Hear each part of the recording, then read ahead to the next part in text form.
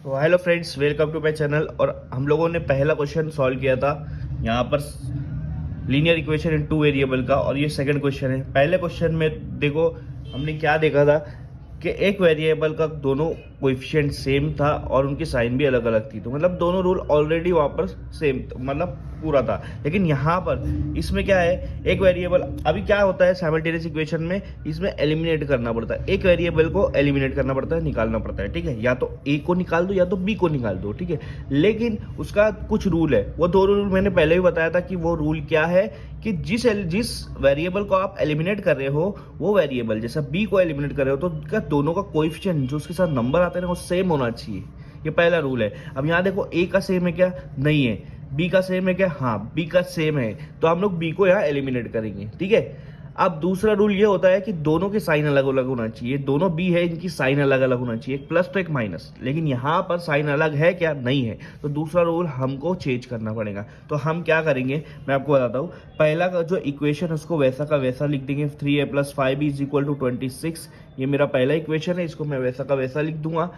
लेकिन second equation को मैं चेंज कर दूंगा। यहाँ पे प्लस है तो उसको माइनस कर दूंगा, मतलब साइन चेंज कर रहा हूँ। माइनस है, यहाँ प्लस है तो इसको माइनस कर दूंगा, -5b।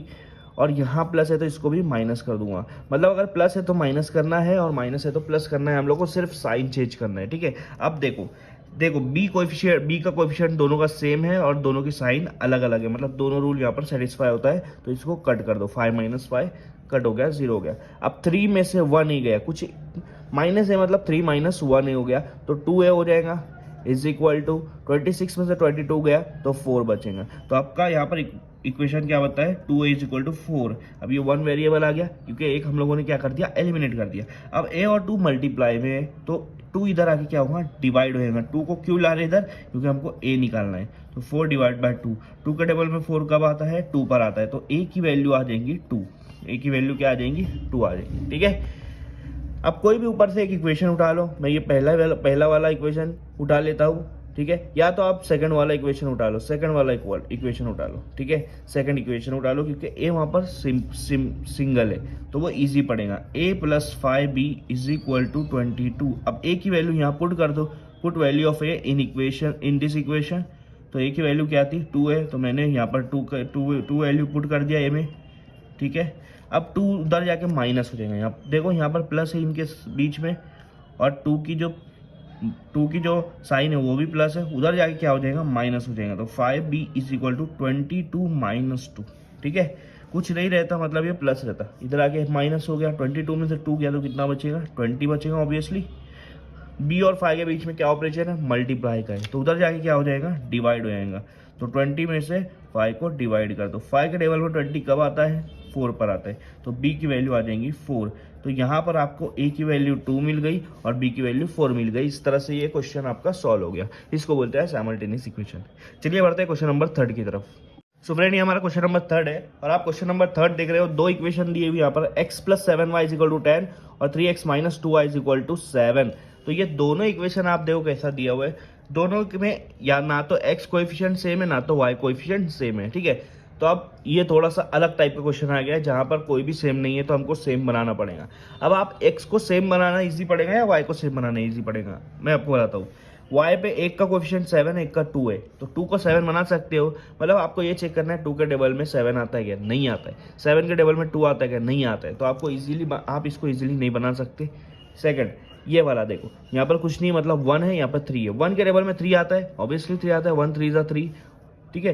तो हम लोग यहाँ पर इजी हमारे लिए बनेगा कि यहाँ पर हम लोग उसको चेंज कर दें, 1 को 3 बना दें, क्योंकि यहाँ पर 1 के टेबल में 3 आता है। तो पहला वाला 1 कौन से वाले इक्वेशन में? पहला वाला। तो पहले वाले इक्वेशन को 3 से मल्टीप्लाई कर देंगे। 3 से मल्टीप्लाई इसलिए कर रहा हूँ क्योंकि मुझे इसको 3 बनाना है ताकि ये दोनों सेम हो जाए।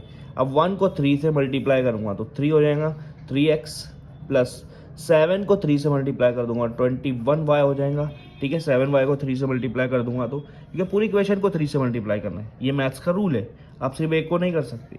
फिर 10 को 3 से करेंगे तो 30 हो जाएगा, ठीक है। तो पहली इक्वेशन आपकी थर्ड इक्वेशन में कन्वर्ट हो गई, 3x + 20y = 30, ओके। और जो सेकंड इक्वेशन उसको वैसा का वैसा लिखो, उसको चेंज नहीं करना है, -2y = 7, ठीक है। ये आपकी सेकंड इक्वेशन वैसी की वैसी। लेकिन देखो, अभी यहाँ पर x जो हो गया उसका कोएफिशिएंट सेम हो गया। पहला रूल तो आपका यहाँ पे सेटिस्फाई होता है, लेकिन सेकंड रूल क्या है? सेकंड रूल ये है कि इनकी साइन चेंज होना चाहिए। अब जो कोएफिशिएंट सेम है उनकी साइन सेम से अलग अलग है क्या? नहीं अलग है, दोनों प्लस है, तो हमको यहाँ पर चेंज करना पड़ेगा। तो मैं सेकंड वाली इक्वेशन की साइन चेंज कर देता हूँ। ये माइनस हो गया, जो माइनस था वो क्या हो जाएगा? प्लस हो जाएगा, और ये प्लस था तो ये हो जाएगा माइनस हो जाएगा। तो मैं यहाँ यहीं पर उसकी साइन को चेंज कर दिया, उल्टी कर दिया। जो प्लस है वो माइनस, जो माइनस है वो प्लस। अब ये दोनों कैंसिल हो जाएगा, 3 - 3 कैंसिल। 21 + 2 कितना हो जाएगा? 23y। 30 में से 7 गया, कितना बचा? 23 बचा। ठीक है, हाँ। अब ये 23 और y मल्टीप्लाई में है, तो 23 इधर आके क्या हो जाएगा? ऑब्वियसली डिवाइड हो जाएगा। 23 को 23 से डिवाइड कर देंगे। 23 के टेबल में 23 कब आता है? 1 पर आता है, तो y आपका 1 हो गया।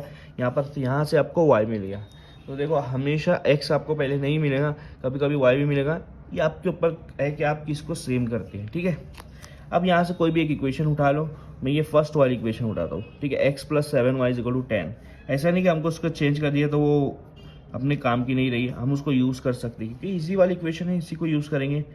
अब y की जगह क्या डाल देंगे? 1 डाल देंगे। ठीक है, 1 डाल दिया मैंने। तो पहले इन दोनों को मल्टीप्लाई करो बॉडमास रूल के हिसाब से। 7 × 1 = 7 = 10। अब 7 उधर जाके माइनस हो जाएगा। x = 10 - 7। ठीक है, 10 - 7 कितना होता है? 3 होता है। तो x की वैल्यू यहाँ पर 3 आ गई और y की वैल्यू यहाँ पर 1 आ गई। इससे हमारा क्वेश्चन सॉल्व हो गया। अब आप देखो, अगर आपको चेक करना है कि x और y हमारा सही सॉल्व किया है या नहीं किया है, तो कोई भी एक इक्वेशन में x और y की वैल्यू डालो। x की वैल्यू मैंने यहाँ पर 3 डाल दिया, 3 × 1 = 3 हो जाएगा। y की वैल्यू यहाँ पर 1 डाल दिया, 7 × 1 = 7 हो जाएगा। 3 + 7 10 आ रहा। तो मतलब हमारी इक्वेशन क्या है? राइट है। ठीक है, इस तरह से क्वेश्चन को सॉल्व करना है।